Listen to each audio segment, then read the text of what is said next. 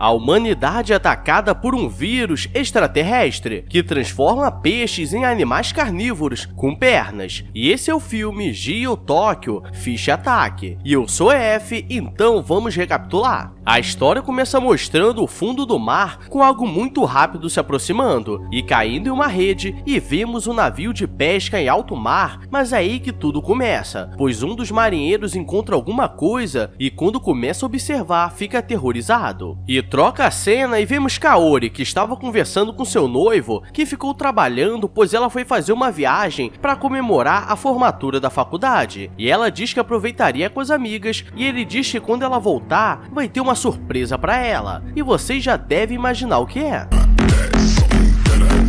Kaori percebe que sua amiga Erika estava pegando o telefone de dois jovens que estavam passando, e ela é o padrão de amiga que só quer curtir a vida doidada, e diz que como não estava comprometida, poderia fazer o que quiser. E a terceira amiga, chamada Aki, não fala nada pois ela é gordinha com baixa autoestima, e elas marcam de dar uma volta no shopping. Quando estão voltando à noite para a casa de praia, elas percebem um som estranho e um cheiro muito podre como se tivesse uma carniça por perto, mas elas decidem ignorar e aparece um bicho enorme observando tudo do mato. E quando chegam em casa, aquele mesmo cheiro podre estava dentro e elas abrem todas as portas e Aki vê um bicho muito rápido correndo pela casa e ninguém acredita nela até que o bicho vai pra cima delas, mas ninguém consegue acertar. E então Kaori o esmaga atrás de um armário e não era o Mario, e quando olham era um peixe com patas e nunca tinham visto aquilo na vida. Ela joga fora e acha que acabou, mas a lixeira começa a se mexer e ela liga para seu noivo para contar o que aconteceu. Ele acha que ela estava brincando, mas diz que contaria para o tio dele que era cientista, e o saco que ela jogou o bicho passa voando como se estivesse cheio de gás. No dia seguinte elas estão preparando o próximo roteiro pela cidade, pois só teriam 2 dias, e a campainha toca e eram aqueles caras que Erika conheceu na loja, e essa Erika estava querendo dar uma brincada nervosa, e Kaori diz para ela não chamar estranhos para casa, e ela diz que só queria aproveitar um pouco, e Kaori chama aqui para dar um rolê, mas ela queria ficar em casa. Erika está no quarto e começa a se insinuar para os dois caras, e eles já vão para cima na mãozada mesmo, e quando ia rolar a língua na garganta, eles começam a sentir um cheiro podre, e agora tudo fica bizarro, pois do lado de fora aparece um tubarão andando, e geral sai correndo sem entender o que aconteceu, e ela estava desesperada tentando fugir do bicho, mas ela fica presa, e Aki tenta pedir ajuda, pois estava com muito medo, mas Erika dá várias bicudas nela. Elas conseguem fugir para o 2º andar, mas o bicho ainda estava atrás, e ele arrebenta a porta do quarto, e mais uma vez quase que Erika é pega, e o bicho fura o pé dela e pula pela janela. E quando Kaori vai olhar o que estava acontecendo, todos os peixes estavam saindo do mar e andando com essas pernas estranhas, e aquilo estava acontecendo por todo o Japão, e as autoridades não sabiam o que fazer.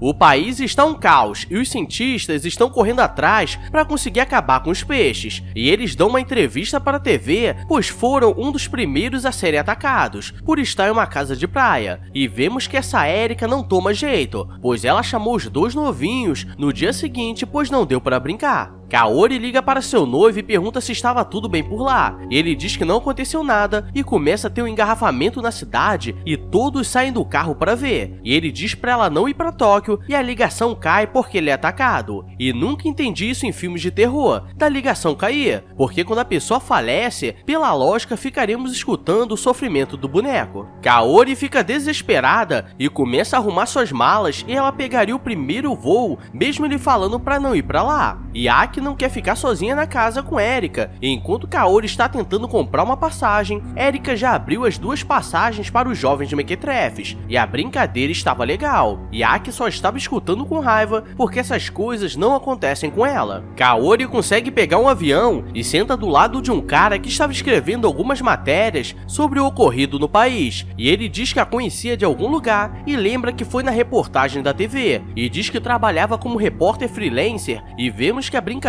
com Erika não terminou muito feliz, pois começam a nascer várias perebas no rosto dela. Kaori começa a sonhar com seu noivo como se tudo estivesse bem, e ela acorda com os passageiros passageiros olhando pela janela, desesperados, pois toda a rua de Tóquio estava infestada de peixes e eles não sabiam como pousar. E eles começam a passar por cima de todos os bichos, mas o avião começa a derrapar e quase que geral dá uma falecida de leve, mas dá tudo certo. E na casa, os dois mequetrefes estavam indo embora e dizem que Eric os expulsou, pois não estava muito bem. Kaori está esperando o próximo trem para a cidade, e o repórter recebe informações sobre um cientista que sabia o que estava acontecendo, e com ele estava o noivo da Kaori. Então ele corre atrás dela e diz que precisaria ir para o mesmo lugar que ela, pois foi chamado para um trabalho urgente. E uma coisa sabemos, se um avião que fica no ar conseguiu cair por causa de peixes com pernas, agora imagina um trem. Aki vai falar com Erika para ver se ela estava bem, e no quarto estava com aquele cheiro de podre, e quando ela encontra estava toda gorda e verde, e ela começa a soltar aqueles gases podres e pede ajuda, pois não poderia ficar feia. E Aki fica desesperada sem saber o que fazer, e vemos que o trem descarrilhou e vários bonecos foram para a fila do pão. Mas claro que nossa protagonista precisava sobreviver, e eles vão andando pelos trilhos até a próxima estação. Saindo do metrô, toda a cidade estava um caos, e eles começam a correr para conseguir um carro, pois ficar na rua era perigoso. E Kaori escorrega no melado e aparece um tubarão branco, e eles começam a fugir pela cidade. E por pouco não daria uma falecida de leve, mas conseguem pular a cerca. E era para tudo ficar calmo, mas aparece um polvo gigante e ela é pega, e o repórter consegue atropelar o bicho e mete um pé. Mas ela teve um corte no braço, então seria questão de tempo até começar a infecção. Aki começa a fugir pela casa desesperada, pois Erika estava atrás dela, e ela machuca o pé em um dos bichos e Erika cai em cima dela, e agora ela começa a lembrar do que aconteceu, e começa a dar várias bicudas na cara dela, pois quando foi sua vez, ela não fez questão de ajudar. E pra finalizar, ainda dá umas pauladas pra ter certeza, e agora a gordinha ficou revoltada. Kaori consegue chegar na ponte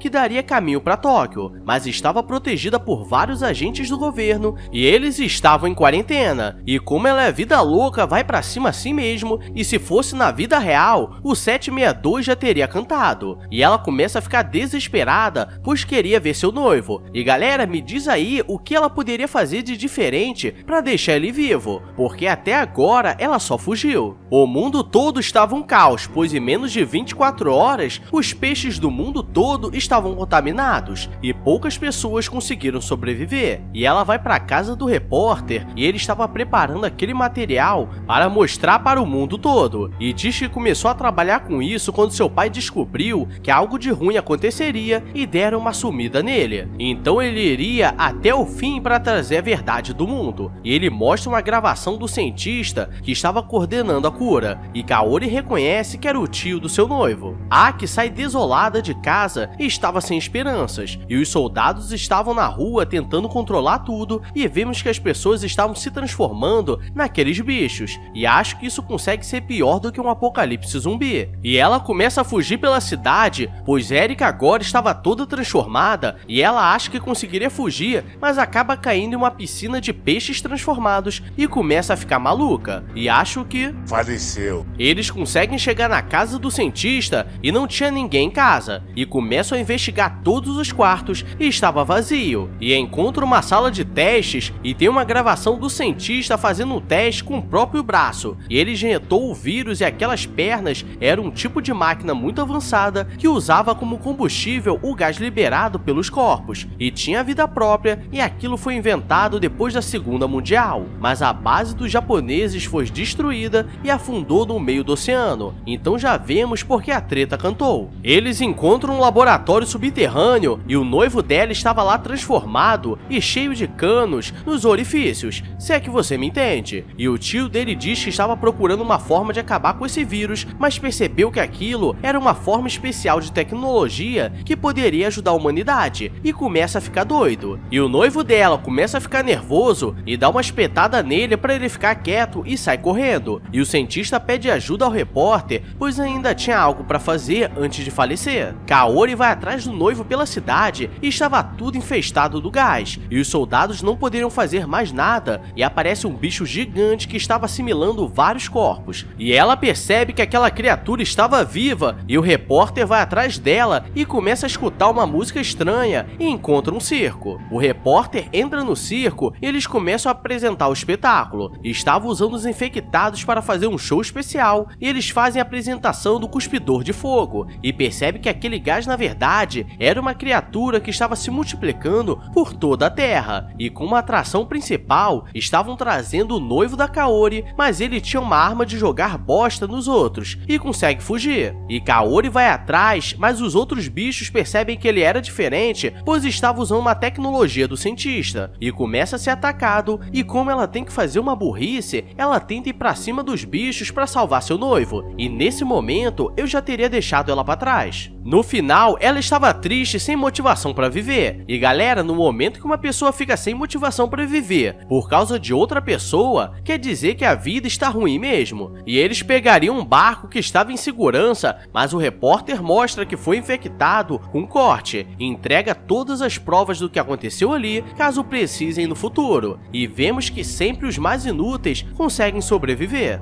Galera, essa foi a animação de Yu Tokyo Fish Attack e achei muito top. E se você é tão top como essa animação, então deixa o like, se inscreve aí que o engajamento está aumentando. Então só bora beber. Obrigado a todos e fui!